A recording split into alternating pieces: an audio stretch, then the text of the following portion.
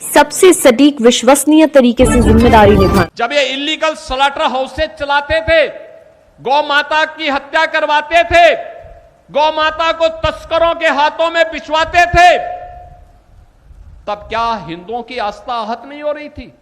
जब खुलेआम गाय काटी जाती थी, खुलेआम उसका धंधा होता था, खुलेआम गाय की तस्करी होती थी, खुलेआम गायों को पकड़ के बंद कर दिया जाता था, और तो और हिंदू पर अत्याचार होता था, हिंदुओं को प्रताड़ित किया जाता था, हिंदुओं का कत्लेआम होता था, हिंदुओं को परेशान किया जाता था, उनकी जायदाद को जो है वो जब्त किया जाता था, कार सेवकों पर गोली चलाई जाती थी, जाने कितने कार सेवक जो है मारे गए।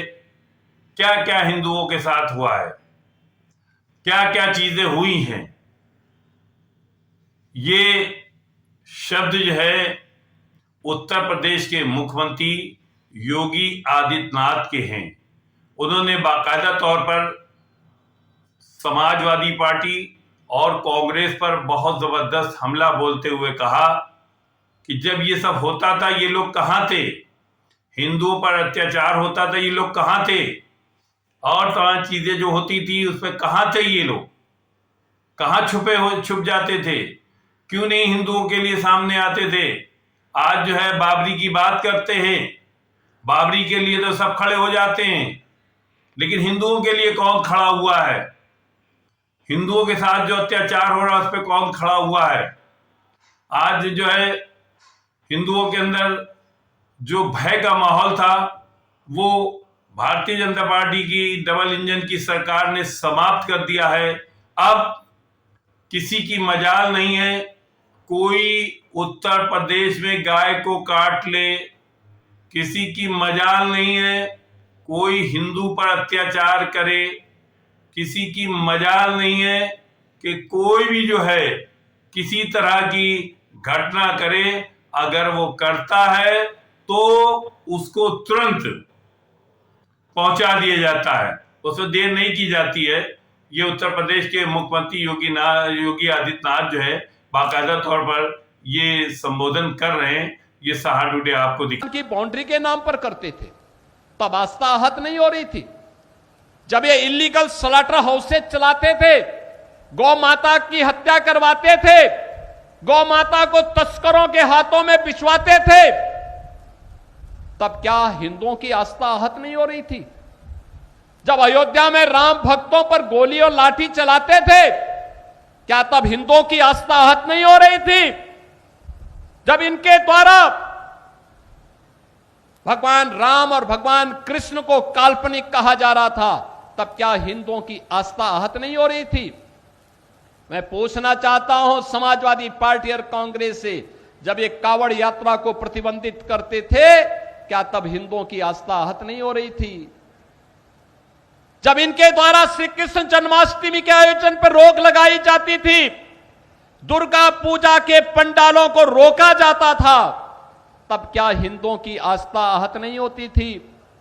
जब किसी हिंदू पर्व और त्योहार के पहले दंगे और उपद्रव शुरू होते थे, तब क्या हिंदुओं की आस्था आहत नहीं होती थी? क्या इसका जवाब कांग्रेस और समाजवादी पार्टी के लोग देंगे?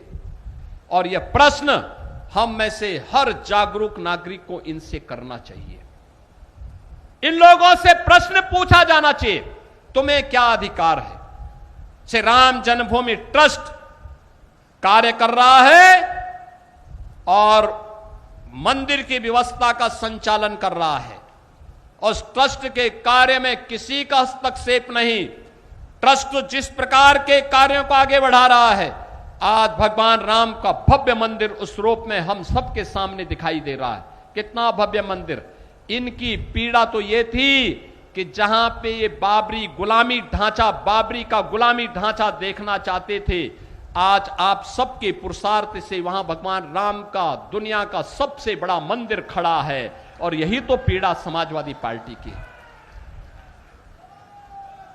उनकी पीड़ा तो यह है, उनकी पीड़ा आस्था नहीं है।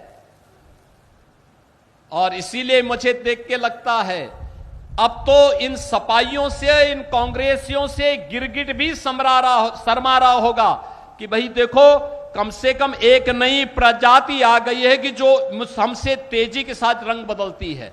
और ये इन लोगों के दोहरे चरित्र से आप अनुमान लगा सकते हैं। मैं समाजवादी पार्टी और कांग्रेस के लोगों से पूछना चाहता हूं, अयोध्या में जिस कथित चोरी पर तुम हिंदू आस्था पर खिलवाड़ कर रहे हो, एक भी बार बताओ वक्फ के नाम पर हजारों हेक्टेयर लैंड प्रदेश में भी और देश के अंदर भी बेची गई। एक भी बार ये लैंड गरीब की थी, कमजोर तबके के लोगों की थी। ये लैंड जिसको गरीबों के नाम पर पट्टा दिया जा सकता था, जहां पर कन्वेंशन सेंटर बनाया जा सकता था, जहां पर किसी राजेंद्र मौर्य जैसे किसी गरीब व्यापारी के लिए दुकानें और व्यापारिक प्रतिष्ठान बनाए जा सकते थे, जहां से वह अपनी प्रतिभा और अपनी कारीगरी का परिचय देकर के दुनिया को देता। इन्होंने वक्फ के नाम पर उस लैंड को कब्जा करवा करके, बेच करके, और कुछ चुनिंदे लोगों ने वक्फ के नाम पर उस लैंड का वारा न्यारा किया है। एक भी बार कांग्रेस और समाजवादी पार्टी बोली नहीं, एक भी बार बोली नहीं। अयोध्या के बारे में तो मैंने पिछले दिनों ही कहा था, अयोध्या में श्री राम जन्मभूमि तीर्थ क्षेत्र न्यास ने उत्तर प्रदेश सरकार से एसआईटी के गठन की बात की थी, और मैंने कहा था एसआईटी दूध का दूध और पानी का पानी करके रहेगी। और बहनों और भाइयों, अयोध्या में एसआईटी ने जो जांच की, प्रारंभिक रिपोर्ट के आधार पर ट्रस्ट ने कार्रवाई करते हुए एफआईआर दर्ज कराई।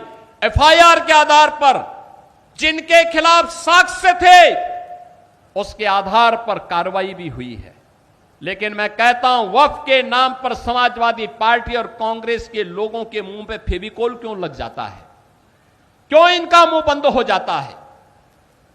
कैसे लोग हिंदुओं के धार्मिक स्थलों पर, हिंदुओं के